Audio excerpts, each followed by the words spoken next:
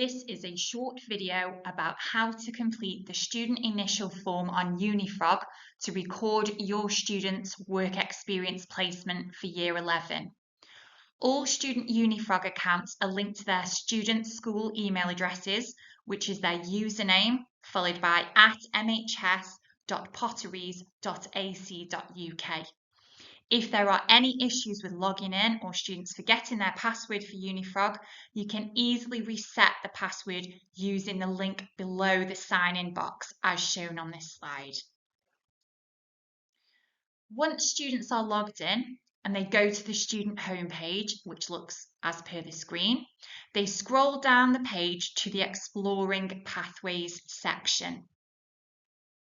They click on Placements tool, where it says Go to Tool. They click on Add New Placements in the green box.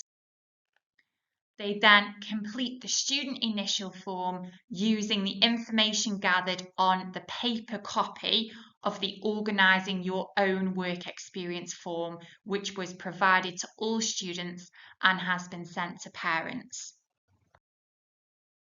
So the top section of the form, which looks like this, students would record that the placement was in person. No, it is not part of a T-level I'm studying, and the placement coordinator is Mrs. Lowe. They then go on to complete the rest of the student initial form using the information gathered on the Organising Your Own Work Experience paper form. So this includes the name of the business or placement organisation, the start date, which will be the dates of school work experience, which you can get from school comms, the end of the placement date, the time commitment, so for example, full-time or how many hours they are expected to work.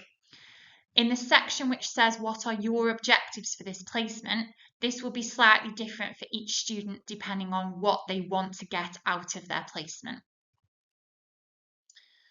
Complete the next section, which says employer placement lead name, employer placement lead email. Please complete this carefully. The contact details for the person at the workplace who is usually responsible for work experience should go in the next section. This is so important that we get this correct because we will need to then email them to confirm that they accept the placement and that they have all the necessary insurances for your student to do work experience in their place of work. Lower down where it says, is this workplace where you'll be based throughout the placement? If the answer is to this is no, then you will be asked an additional question about where you will be based. So for example, some places have a main office, but the place where your placement will be taking place may be a second address, and you will need to provide both. We then move on to how will you travel to and from the placement. Again, this is to help us make sure that this is a suitable placement and that your arrangements are suitable and you've thought about how you're going to get there. There is a section here about any special needs, illnesses, medical conditions, allergies or injuries that may affect your placement, and you might need to support your students as a parent or carer to complete this section.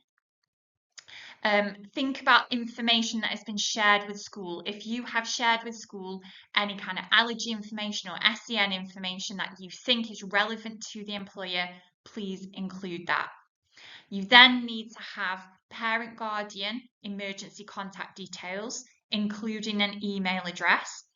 And again, it's really important that this is recorded correctly so that we can contact parent or carer to ensure that the placement is approved. So you have to put the same address in exactly twice. Thank you for taking the time to watch this short video and for completing your Unifrog work experience online form. If you are having any trouble with the form, please don't hesitate to pop and see myself, Mrs. Bell, Mrs. Lowe or Mr. Gordon in school to help you with the form.